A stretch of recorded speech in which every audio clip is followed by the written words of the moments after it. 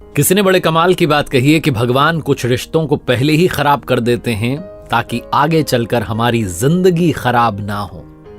नमस्ते, मैं हूं आरजे कार्तिक। एक बड़ी छोटी सी कहानी सुनाता हूं एक बिजनेसमैन की, जिनको बिजनेस में बड़ा घाटा हुआ, लॉस हुआ, तो दौड़े भागे एक महात्मा जी के पास पहुंचे और जाकर के महात्मा जी से कहने लगे कि महात्मा जी, मेरे बिजनेस में बड़ा घाटा हो रहा है। महात्मा जी उन्हें देखते ही पहचान गए कि ये तो कभी कभी आता है। महात्मा जी कुछ बोले नहीं। वो बिजनेसमैन अपना दुख सुनाते जा रहे थे, उनकी आंखों में आंसू आ गए थे कि बड़ा घाटा हो रहा है, मैं समझ नहीं पा रहा हूँ क्या करूँ। महात्मा जी ने एक चिट्ठी ली और इनको सौंप दी कि ये चिट्ठी तुम्हारे लिए, खास तुम्हारे लिए, तुम इसको घर जाकर के पढ़ना, अकेले में पढ़ना, और इसके अंदर सारे सवालों के जवाब है। वो व्यक्ति वो चिट्ठी लेकर के घर आ गया। इंतजार तो हो नहीं रहा था, दौड़ा भागा अपने कमरे में और जाकर के पढ़ने लगा कि क्या लिखा है। उसमें लिखा था, मेरे प्रिय, जब तुम सुबह जागते हो तो मैं तुम्हारे पास ही खड़ा होता हूँ। मुझे लगता है कि शायद तुम मुझे याद करोगे, मेरा ध्यान करोगे, मुझसे बात करोगे, लेकिन तुम अपने कामों में बिजी हो जाते हो।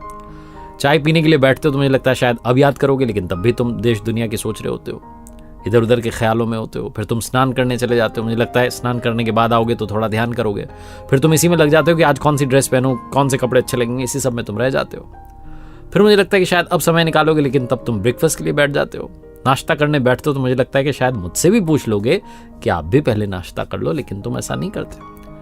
तुम घर वालों से बात करते हो, यहाँ की वहाँ की, सारे जहाँ की बातें करते हो और अपने ऑफिस के लिए निकल जाते हो। जब ऑफिस जा रहे होते हो तो ट्रेन जो है तुम पकड़ते हो और 15 मिनट जो है ट्रेन में तुम्हारा समय बीतता है। तब मुझे लगता है कि वो 15 मिनट की जो यात्रा है ट्रेन वाली, जिसमें तुम्हें समय मिला है, तब तुम शायद मुझसे बात कर लो, क्योंकि तब भी मैं तुम्हारे साथ ही होता हूँ। लेकिन तब भी तुम मेरी ओर ध्यान नहीं देते। तुम अपने मोबाइल में गेम खेलने लग जाते हो और वो 15 मिनट ऐसे ही बर्बाद कर देते हो। फिर अपने ऑफिस पहुंच जाते हो। ऑफिस में मुझे पता है कि तुम बिजी रहते हो, लेकिन वहां भी तुम अपने लिए 15 मिनट और निकालते हो, जिसे तुम मी टाइम कहते हो, जिसमें सिर्फ तुम अपने लिए समय बिताते हो। लेकिन तब भी तुम अपने चैम्बर में बैठ करके, अपने कैबिन में बैठ करके बस ख्यालों में डूबे रहते हो इधर उधर के। मेरे बारे में तो सोचते ही नहीं। जब तुम ऑफिस से शाम में रवाना होते हो तो मुझे लगता है कि शायद संध्या काल में तुम्हें मेरी याद आएगी, ध्यान करोगे, क्योंकि मैं तो तुम्हारे साथ उस समय भी होता हूँ, लेकिन तब भी तुम मेरा ध्यान नहीं करते। घर आते हो तो मुझे लगता है कि शायद अब 2 मिनट 5 मिनट निकाल लोगे, लेकिन तब भी तुम बिजी रहते हो।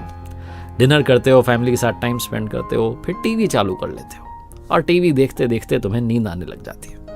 तुम आते हो अपने कमरे में, बीवी को, बच्चों को गुड नाइट बोलते हो और सोने चले जाते हो।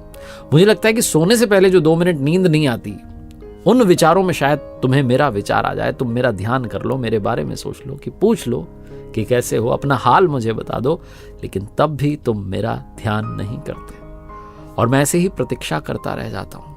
मैं तुमसे बहुत सारा प्रेम करता हूँ और प्रतीक्षा करता हूँ कि कभी तो तुम्हें मेरी याद आएगी। तुम्हें याद आती है मेरी जब तुम्हारा कोई काम अटक जाता है, जब तुम्हें घाटा हो जाता है, जब तुम्हारा नुकसान हो जाता है, तो आते हो तुम दौड़े भागे मेरे पास कि अरे देख लो, लेकिन तब भी तुम आकर के सिर्फ काम बताते हो और तुम्हारा ध्यान मेरी तरफ नहीं रहता। तुम्हारा ध्यान रहता है कि मेरा वो काम हो जाए, मेरा काम पूरा हो जाए, बस बात खत्म। तुम्हारी इच्छा रहती है वो काम पूरा हो जाए, तुम्हें मुझसे मिलने की कोई इच्छा नहीं रहती, लेकिन मैं इंतजार कर रहा होता हूँ, प्रतीक्षा कर रहा होता हूँ कि कभी तो तुम्हें मेरी याद आएगी और कभी तो तुम मेरे पास आओगे, लेकिन तुम मेरे पास आते ही नहीं। मैं बस प्रतीक्षा ही करता रह जाता हूँ। उम्मीद है कभी तो तुम्हें मेरी याद आएगी। नीचे लिखा था, तुम्हारा प्रिय भगवान, ईश्वर, या जो भी तुम जिस नाम से मुझे बुलाना चाहो। ये चिट्ठी पढ़ते पढ़ते वो बिजनेसमैन की आंखों में आंसू आते चले गए, रोते चले गए। दौड़े भागे आश्रम में पहुंचे, महात्मा जी के पास कहने लगे, महाराज आपने आंखें खोल दी, मुझे बता दिया कि मैं क्या मिस कर रहा था। मैं तो भगवान को सिर्फ काम के समय याद करता हूं, हर समय याद कर लूं तो शायद बात बन जाए। महात्मा जी ने कहा, हाँ, वो हर समय तुम्हारे साथ हैं, हर पल तुम्हारे साथ हैं, कुछ समय उनके लिए भी निकालना शुरू करो। चिंताएं कम हो जाएंगी, जीवन में हैप्पीनेस बढ़ने लगेगी। अपने माइंड को शांत करना शुरू करो। बहुत छोटी सी कहानी जो जीवन का सार समझाती है। एक बार फिर से कहूंगा, कर दिखाओ कुछ ऐसा कि दुनिया करना चाहे आपके जैसा। याद रखिए, हर सोमवार आप मेरे साथ एक नई कहानी देख सकते हैं मेरे सोशल मीडिया हैंडल्स पर, और मेरी ऑफिशियल वेबसाइट विजिट कीजिएगा जो www.rjkartik.in इस URL पर आपको मिलेगी। यहाँ पर कुछ कोर्सेज हैं जो सिर्फ आपके लिए, जाकर के देखिएगा, आपके काम आ सकते हैं।